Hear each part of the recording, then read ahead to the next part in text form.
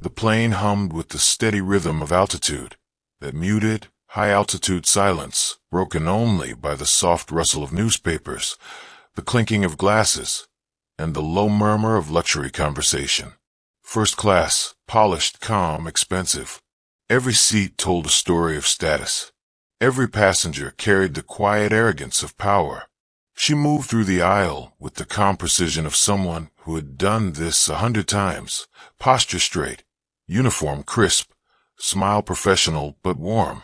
Her name was Aaliyah Monroe, 28 years old, a flight attendant whose grace came from discipline and pride.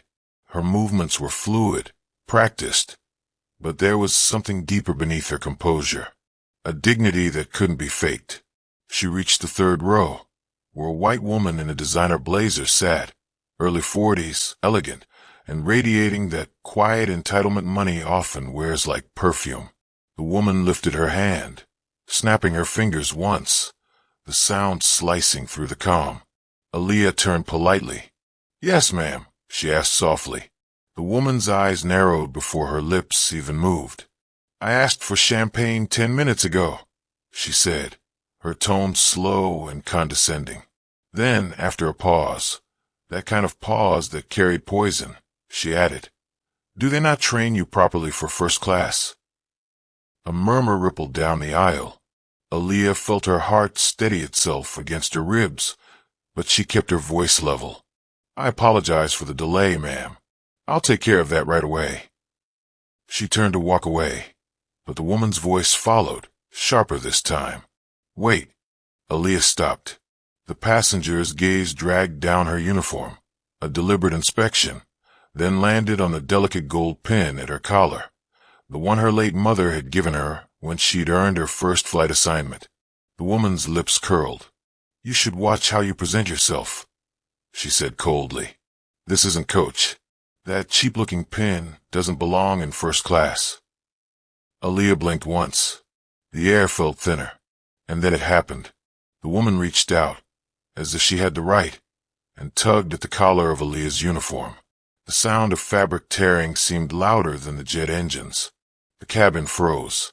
A glass clinked. Someone gasped. Aaliyah didn't move. Her mind emptied, humiliation burning through her chest, but her training held her still. In the far corner of first class, a man in a tailored charcoal suit slowly lowered his newspaper, his eyes, calm and unreadable, fixed on the scene unfolding. No one knew his name yet, but the airline would soon learn it, and so would the woman who thought she could get away with this. Because the man watching wasn't just another passenger.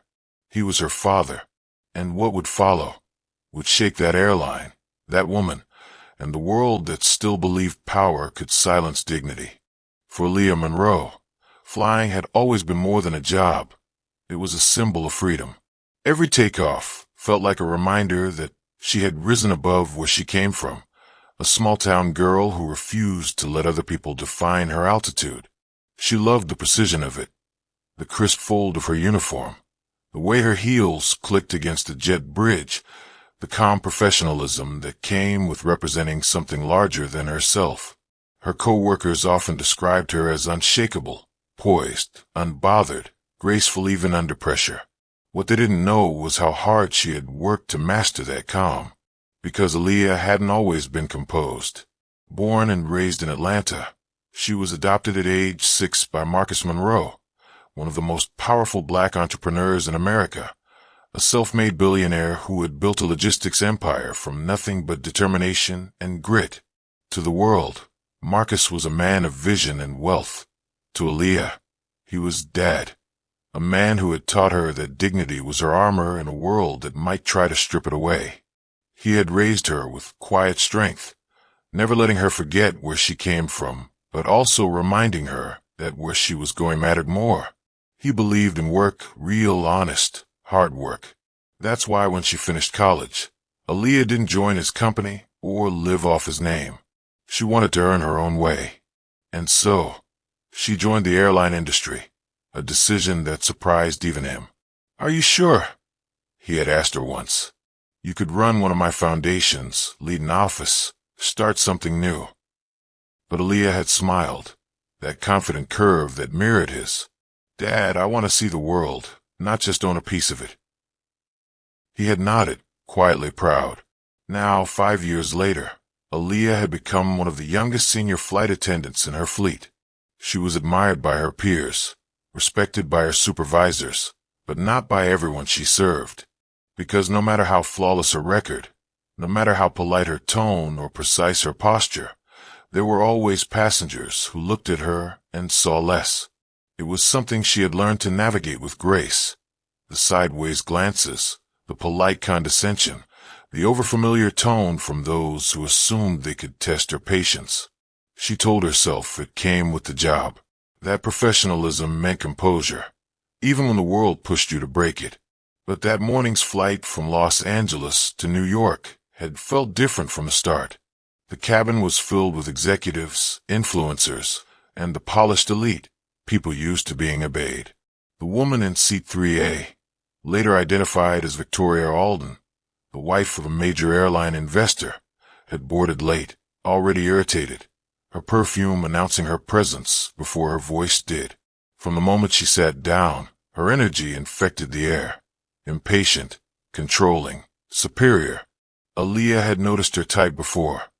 The kind of person who believed service meant servitude, who expected deference not out of gratitude, but entitlement. For most of the flight, Aaliyah stayed focused, refilling drinks, maintaining the quiet luxury that first class demanded. But Victoria's comments grew sharper. Subtle at first, then cutting. "Smile more," she had said once, tilting her head. "You look too serious for someone in hospitality." Later, she added under her breath, "I guess it's true what they say. You people are always so formal when you're nervous." Aaliyah had felt a quiet chill pass through her. You people. Still, she had smiled, the kind of smile that didn't reach the eyes, and walked away. But Victoria wasn't done. Near the middle of the flight, when Aaliyah reached her row again to deliver a tray, the woman looked her up and down and said, "You know, I used to think this airline had higher standards for presentation." Then her eyes lingered on the small, gold pin glinting near Aaliyah's collar. "This," she said, with a mocking smirk. "What is this supposed to be? A trinket?" Aaliyah had hesitated, not wanting to engage. "It's just something for my family," she said quietly. "Family," Victoria echoed, laughing faintly. "So they let flight attendants wear sentimental jewelry now. How quaint." A few passengers glanced up, sensing something was wrong. And then, as if driven by a cruel impulse, Victoria reached forward, her manicured fingers brushing Aaliyah's collar. "Here, let me help you." The sound of the fabric tearing sliced through the stillness, like lightning. Aaliyah's eyes widened. Her hand instinctively went to the torn edge of her uniform. The tiny gold pin, her mother's pin, clattered onto the aisle floor. Time slowed. Victoria leaned back, her expression unapologetic. "You're welcome," she said with a smirk. "Now you look more appropriate." A breath caught in Aaliyah's throat, but before she could even process what had happened, she heard a deep, steady voice from across the aisle. "Excuse me." The man in seat 1C, tall, composed, dressed in an elegant suit, was standing now, newspaper forgotten on his lap. He didn't raise his voice. He didn't need to. His presence alone silenced the entire cabin. Every camera phone lifted quietly, passengers frozen in that uncertain moral space between curiosity and complicity. Aaliyah turned and froze. It was him, her father, Marcus Monroe. He had boarded quietly before takeoff, planning to surprise her at landing. He hadn't told her he'd be there.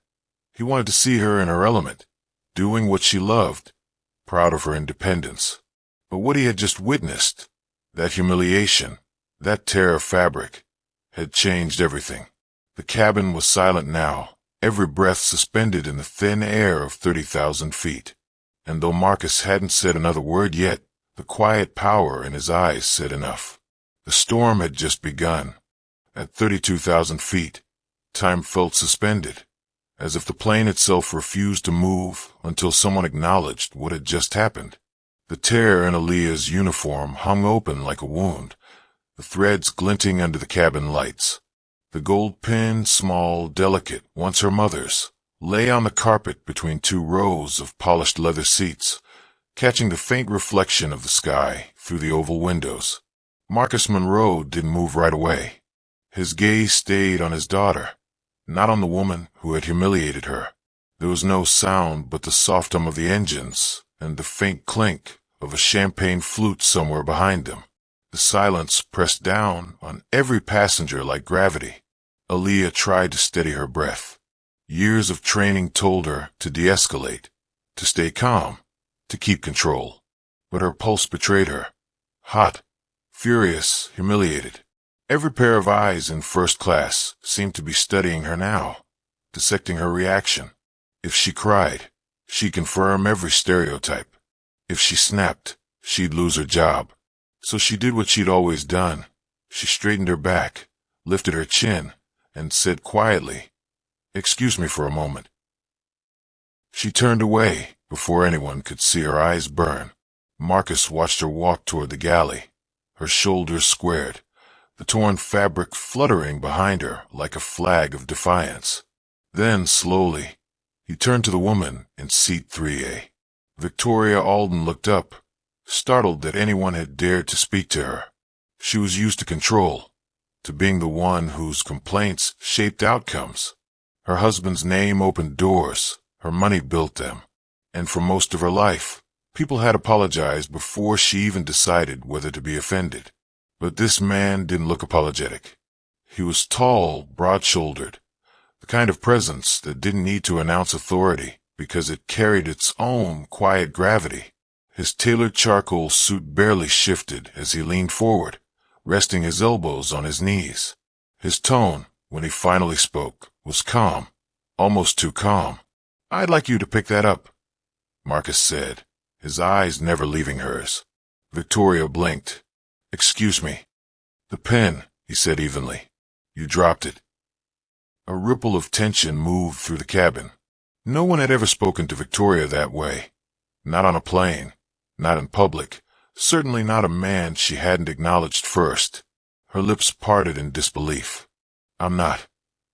But his gaze cut through her words. Not loud, not angry, but absolute. The kind of gaze that reminded her of something she hadn't felt in years. Accountability. Around them, passengers shifted in their seats, pretending to check their phones, pretending not to film. But the truth was, phones were already recording, subtle, hidden, hungry for confrontation. Victoria's fingers trembled slightly. She looked down at the gold pin on the floor, that small, glinting piece of metal she had torn from another woman's uniform without thought. And for the first time in years, she hesitated.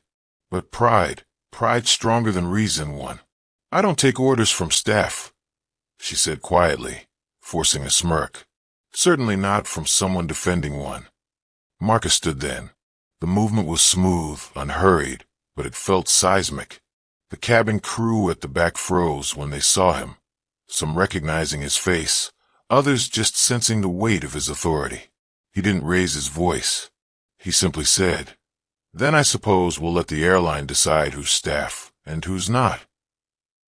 With that, he reached into his jacket and removed a small black card, engraved with the emblem of Monroe Global Holdings, one of the largest logistics conglomerates in the country. The name meant little to the average traveler, but to corporate partners, investors, and especially airline executives, it meant leverage. Victoria's eyes flickered, her certainty faltering. At that moment, Aaliyah returned from the galley, her composure restored, though her hands were trembling slightly. She had pinned her hair back and covered the tear as best she could with a jacket from the crew closet. When she saw her father standing, her heart sank. She hadn't wanted this. Not like this. "Dad," she whispered, stepping closer, her voice low enough only he could hear. "Please, not here." He looked at her, and for a moment the sternness softened. Behind the control was heartbreak. The kind a father feels when he realizes that no matter how much success he's built, his child still lives in a world that can tear her dignity apart in seconds. "I saw what you did," he said softly, "and I've let too many things like this go in silence. Not this time." The intercom crackled before either of them could continue. The captain's voice came through, steady, polite, unaware of the storm brewing behind him. "Ladies and gentlemen, we're experiencing a bit of turbulence, so please remain seated and keep your seatbelts fastened." The seatbelt lights blinked on. The cabin dimmed slightly. But the real turbulence wasn't outside. It was between rows 2 and 3. As the plane hit a pocket of air and shuddered, Victoria grabbed her armrest, startled. Marcus didn't move. He reached down, picked up the fallen pin himself, and held it in his palm, gently, almost reverently, before turning back to his daughter. "You shouldn't have to pick up the pieces someone else broke," he said quietly, and placed it in her hand. The words weren't meant for anyone else, but the cabin heard them anyway, and something in the air shifted. A current of empathy, quiet and dangerous, beginning to turn against the woman who had thought herself untouchable. Victoria straightened, trying to reclaim control. "I will be filing a complaint with the airline," she said sharply. "This is completely unprofessional." "Good," Marcus interrupted, his voice smooth as glass. "Make sure you spell my name correctly. It's Marcus A. Monroe."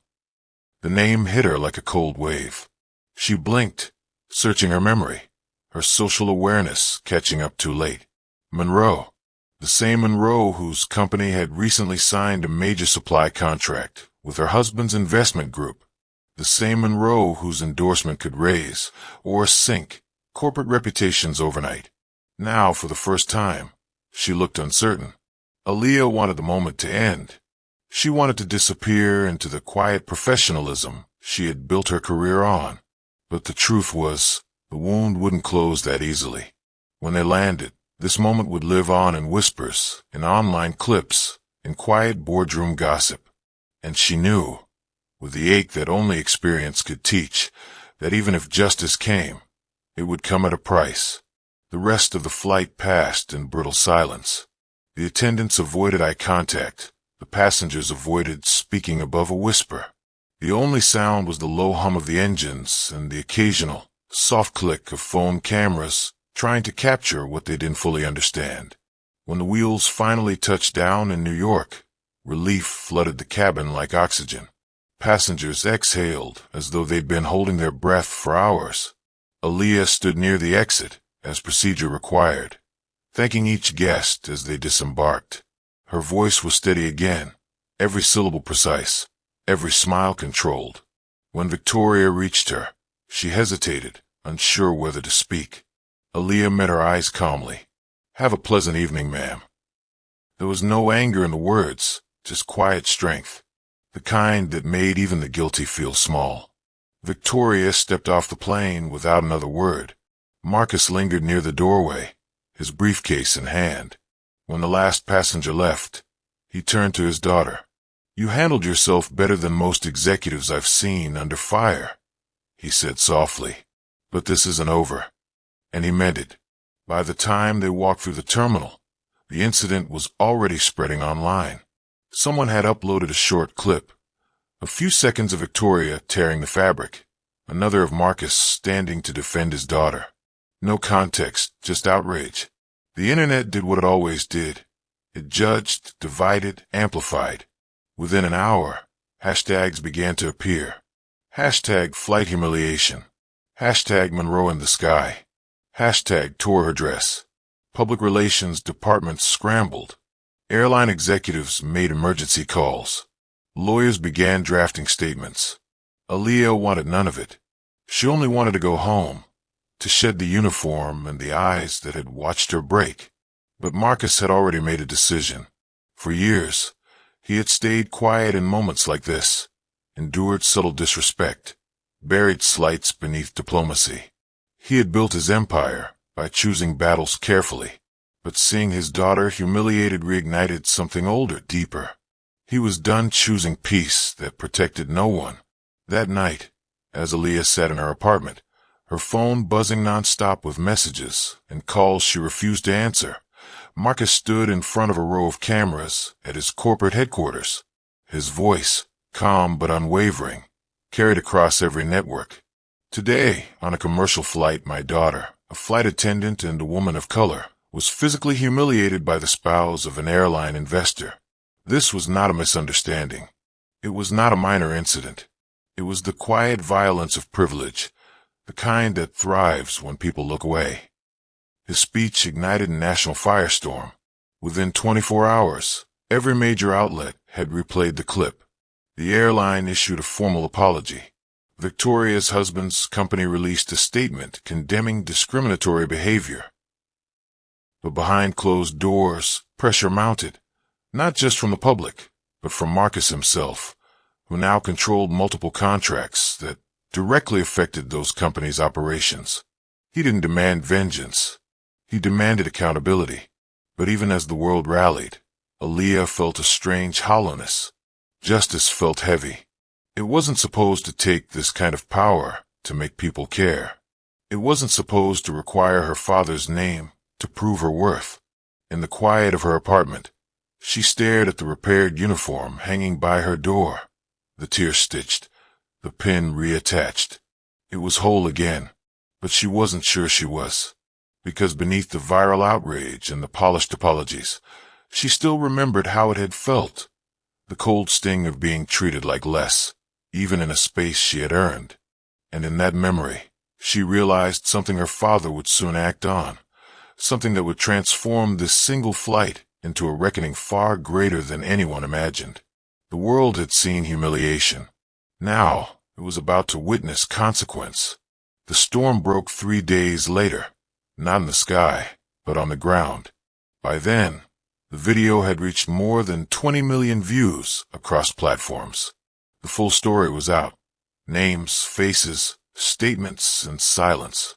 The airline tried to manage the fallout with a half-hearted apology, calling the incident a regrettable misunderstanding.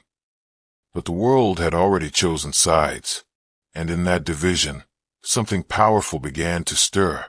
Across social media, flight attendants from different airlines began sharing their own stories, quiet humiliations, subtle acts of racism from passengers who thought money equaled superiority. Photos, letters, testimonies, hashtags, all under one phrase that echoed through the feeds. She wasn't just a flight attendant. For many, Aaliyah became a symbol, the face of every professional who had ever been disrespected for the color of their skin, the accent in their voice, the uniform on their back. But for Aaliyah herself, that spotlight felt suffocating. The world had turned her pain into a performance. She had spent her life earning her place through discipline, not drama. And now, even as millions supported her, all she wanted was quiet, to reclaim the ordinary dignity that had been torn from her on that flight. But her father wasn't built for quiet. Marcus Monroe had spent decades mastering the art of restraint. He knew the cost of public rage. But this was different. The moment that woman's hand had grabbed his daughter's uniform, every ounce of that restraint had begun to erode. He didn't want revenge, not yet. He wanted accountability, and he knew exactly where to find it. On the 4th day, Marcus walked into the glass tower of the Alden Group, the investment firm owned by Victoria's husband, Charles Alden. Cameras trailed behind him, journalists shouting questions, flashes bouncing off polished steel and marble. He said nothing. He didn't need to. Inside, the receptionists froze as he entered. They recognized him. Everyone in corporate America did. Monroe Global Holdings owned major shipping contracts, air freight routes, and infrastructure investments that companies like Alden Group depended on.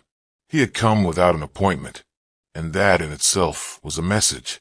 Charles Alden met him in a private conference room overlooking the city. A man in his late 50s, expensive suit, careful smile. His handshake was firm but nervous, the kind of grip that betrayed fear behind courtesy. "Marcus," he began, forcing warmth into his tone, "I want to start by saying how deeply sorry we are for what happened. Victoria, She's been under a lot of stress. It was completely out of character. Marcus didn't sit down. He stood by the window, watching the reflection of the skyline. Out of character, he repeated. That's convenient. Charles cleared his throat. We've already released a public apology. The airline. I'm not here about the airline, Marcus interrupted, turning toward him. His voice was low, steady. I'm here about you. A flicker of unease passed through Charles's eyes. Marcus walked closer, his presence filling the room. You've built your empire on image. The respectable investor, the philanthropist, the man who shakes hands with senators and smiles for cameras. But let me ask you, what does that image mean when your wife can assault a black woman mid-flight and you call it stress? Charles raised a hand, defensive. Now hold on. Marcus cut him off again. You hold on, because you need to understand something. This isn't just about a torn uniform. It's about the message that's sent, that even in 2025, power still thinks it can touch, humiliate, and walk away untouched. The silence stretched. Charles swallowed hard. What do you want, Marcus? Marcus let the question hang, then said quietly, consequences. He placed a thin folder on the table, a collection of signed documents, legal letters, and termination notices. Effective immediately, Monroe Global Holdings is ending all logistics contracts with Alden Group and its subsidiaries. Every partnership, every shipment, every deal. Charles's face drained of color. You can't. I can, Marcus said simply. And I already have. He turned to leave, then paused at the door. Tell your wife she didn't just tear a uniform. She tore the last thread of your reputation. By nightfall, the markets reacted. News outlets ran the story under headlines like Monroe withdraws millions after airline racism scandal. Stock values began to dip. Investors demanded explanations. And for the first time, Charles Alden wasn't the man in control. Victoria watched it unfold from their penthouse apartment, her perfect composure unraveling with every news alert. The internet had already turned her into a villain.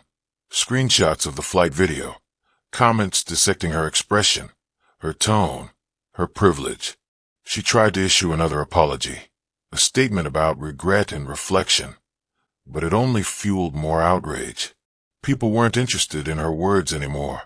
They wanted accountability, and the one person she had underestimated was the man who could deliver it. Meanwhile, Aaliyah stayed silent. She hadn't appeared in any interviews, hadn't commented online, hadn't accepted any of the talk show invitations that poured in. She went back to work 2 weeks later, quietly taking a regional route from Atlanta to Chicago. Her colleagues treated her like a symbol, polite, careful, a little distant. Some looked at her with admiration, others with unease. But she didn't want admiration. She wanted normalcy. One evening, after landing, she found a small box waiting in her locker. Inside was a note, written in her father's handwriting. You taught the world something I couldn't, Aaliyah. You kept your dignity when others tried to take it. Now let me protect the space that dignity deserves. Beneath the note was a thin metal badge, not from the airline, but from a new foundation Marcus had quietly created, the Monroe Initiative for Equal Skies. Its goal was simple, to protect and empower flight attendants and service workers against discrimination and harassment. At first, she felt conflicted. She didn't want her name to become a brand, but when the donations started pouring in, not from corporations, but from people, passengers, crew, young women who had seen the video and finally felt seen, she realized this was no longer just about her. This was about every moment she had swallowed injustice and smiled through it. But just as the movement grew, the backlash began. Anonymous posts started circulating, fake claims that Aaliyah had provoked the incident, that the footage had been edited. News commentators debated her professionalism. The familiar chorus of doubt returned. The same tune played whenever a black woman dared to stand tall. Aaliyah watched the noise swell again and felt the exhaustion settle in her bones. No matter how right she had been, some people would always twist her story. That night, she drove to her father's estate on the outskirts of Atlanta, a sprawling home surrounded by trees, quiet and secure. The lights were still on when she arrived. She found him in his study, surrounded by papers, his phone buzzing nonstop with calls from journalists and partners. He looked up when she entered. "I thought you'd be asleep," he said softly. "I can't sleep," she replied. "Dad, maybe it's enough. Maybe we stop." He studied her face, the tiredness beneath her strength. "You think stopping makes them forget?" "I don't care if they forget," she said. "I just want peace." He walked over, resting his hand on her shoulder. "Peace doesn't come from silence, baby. It comes from truth, told so loud that no one can twist it again." She wanted to believe him, but right now, truth felt like a burden too heavy to carry. As she turned to leave, his phone rang again, a private line. He answered, and the voice on the other end froze him mid-breath. It was Charles Alden. His voice was unsteady. "Marcus, please. You've made your point. You've destroyed everything. My board wants me out. Our investors are pulling away. You win." Marcus said nothing. "I need you to know," Charles continued. "Victoria's not. She's not well. The pressure, the threats, it's breaking her. I don't know what else to do." Marcus looked out the window into the dark woods, his reflection staring back at him. "I didn't do this to destroy her," he said quietly. "I did this to show her what destruction feels like." But when he hung up, something inside him shifted. Victory didn't feel like victory anymore.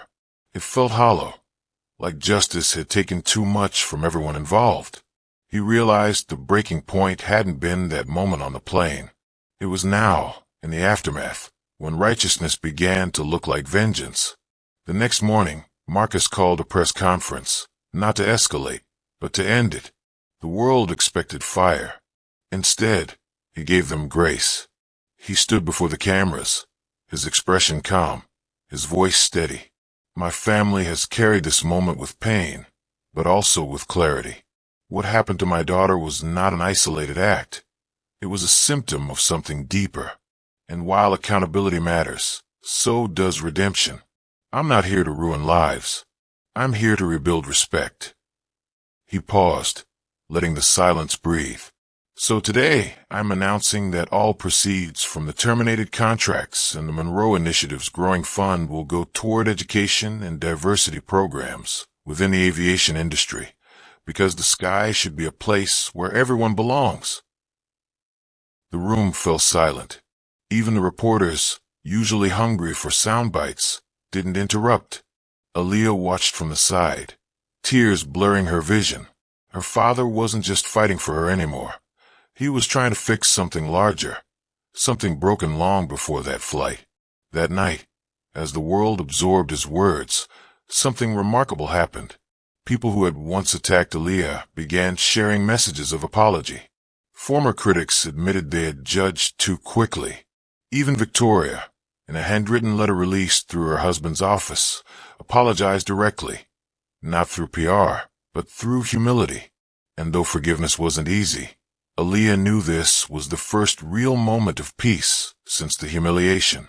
She stood by her window, holding her gold pin in her palm, feeling its weight, not as a scar, but as a symbol. Because that day, 32,000 feet, she had been stripped of dignity.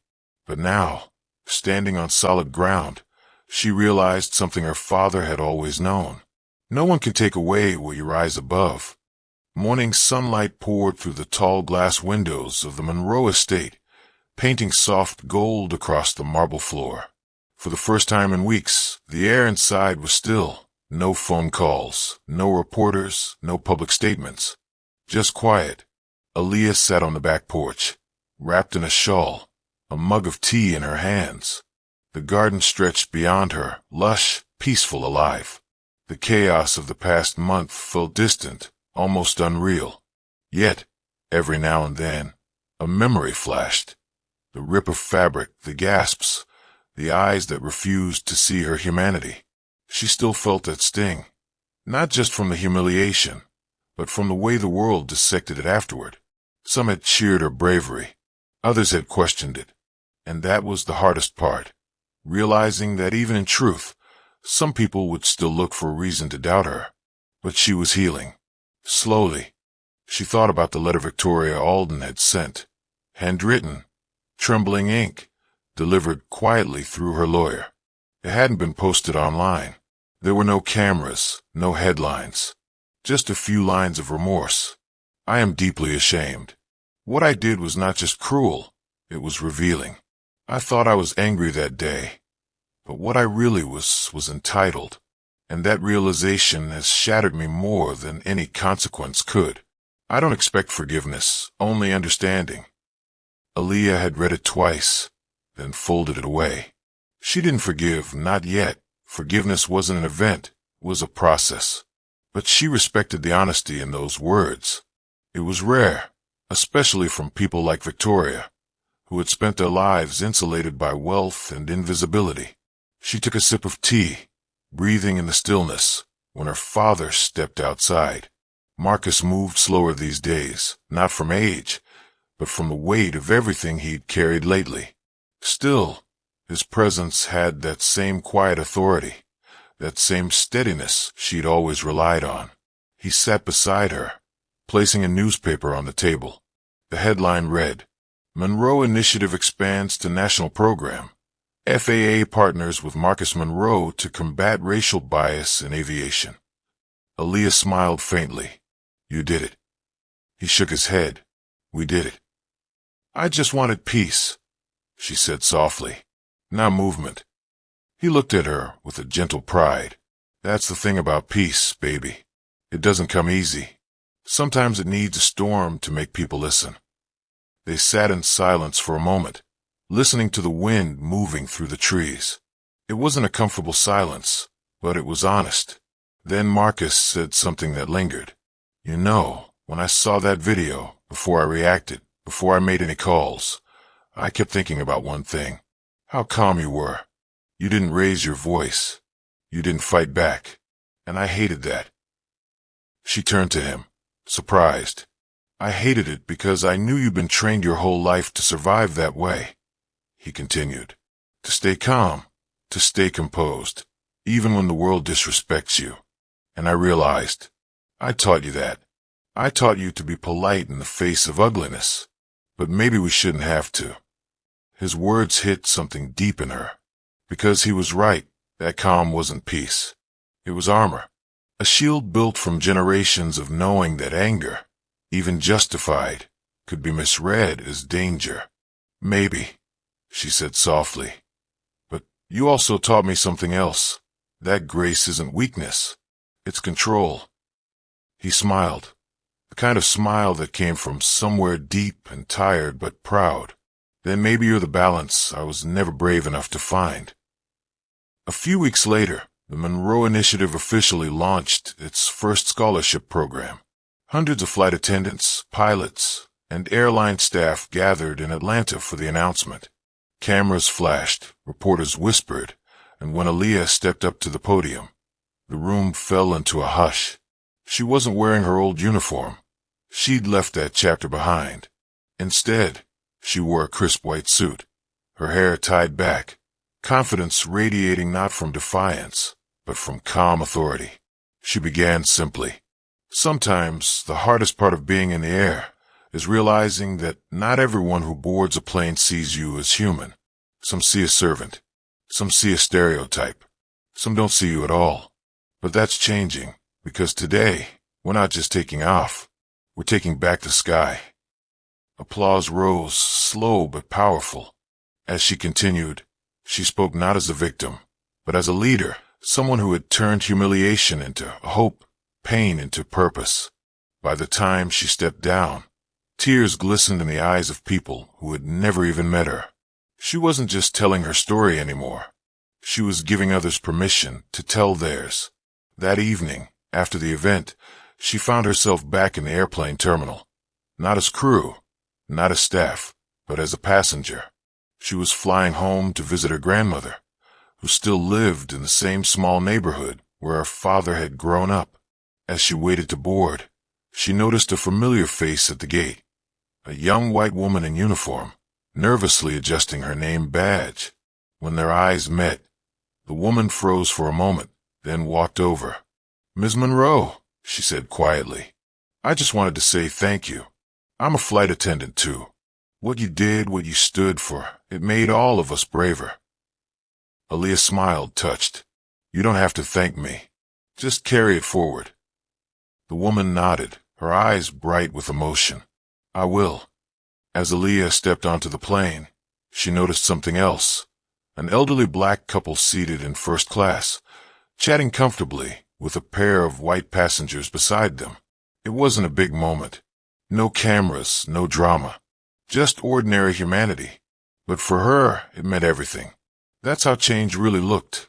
Not in protests or headlines, but in small, quiet moments that no one thought to record. Meanwhile, across the city, Marcus was packing away the last of the press materials from the initiative. His phone buzzed with a notification, a private message from Charles Alden. "Marcus, I watched your speech. You did something I couldn't. You turned pain into purpose. For what it's worth, I'm grateful. Victoria's entered a rehabilitation program. She's finally beginning to understand what her actions meant, not just to your daughter, but to every person she's ever overlooked. Maybe someday, our families can speak again, not as enemies, but as people who finally learned the cost of silence." Marcus read the message twice. He didn't reply, not yet. Some wounds needed time to scar before they could be touched. But for the first time, he didn't feel anger. He just felt tired and ready to let the storm go. He looked out at the horizon, where the sun was sinking behind the city skyline, and thought about the long arc of justice. It never moved as fast as people wanted, but it moved inch by inch, story by story, name by name. And in that quiet moment, he realized something simple yet profound. Sometimes the most powerful revenge isn't destruction. It's rebuilding a world where your pain can never happen again. That night, Aaliyah called him from her grandmother's house. The sound of laughter and cooking filled the background. "You hear that?" she said, smiling through the phone. "That's what home sounds like." Marcus chuckled. "That's what victory sounds like." She shook her head. "No, Dad. That's what healing sounds like." As the night deepened, she stepped outside, barefoot on the porch, staring up at the wide southern sky. The stars shimmered like scattered sparks, the same sky she had once flown through, terrified and humiliated, now vast and unbroken. She whispered softly to herself, almost a prayer. "They tore my uniform, but not my spirit."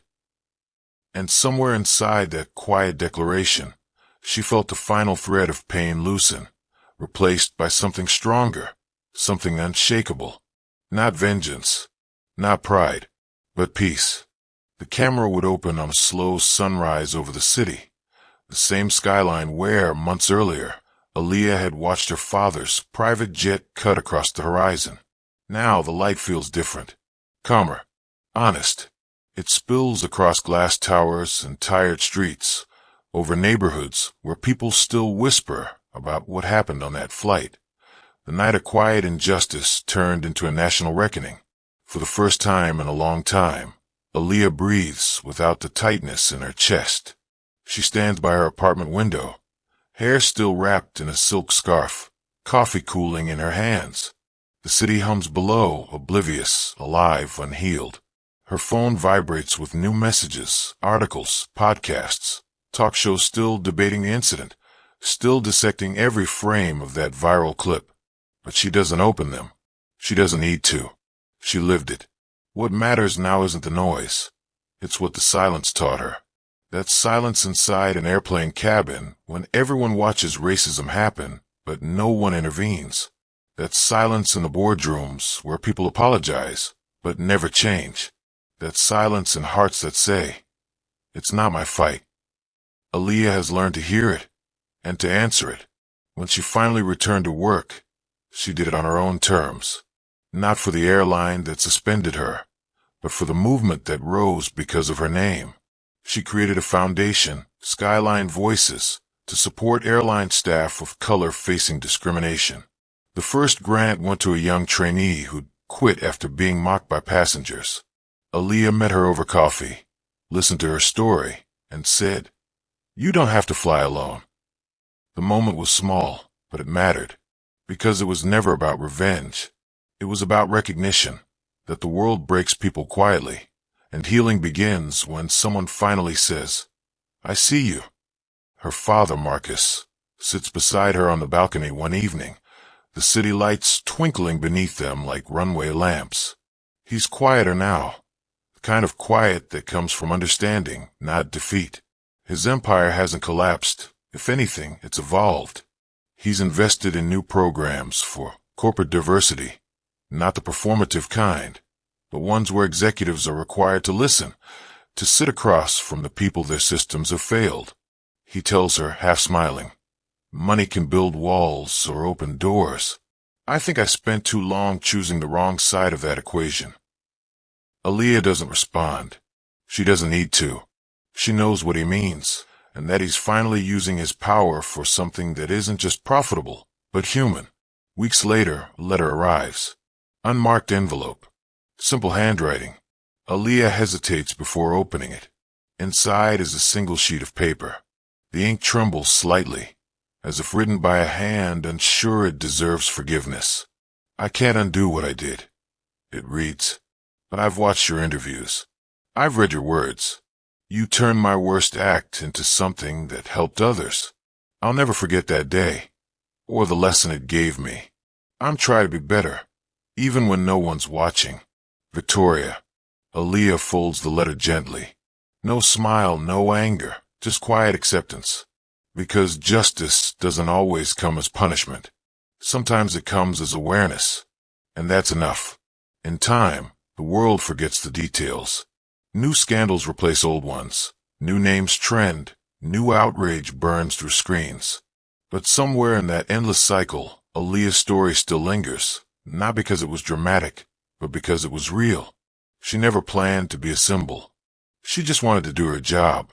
But the world doesn't always let you stay ordinary when your existence challenges its comfort.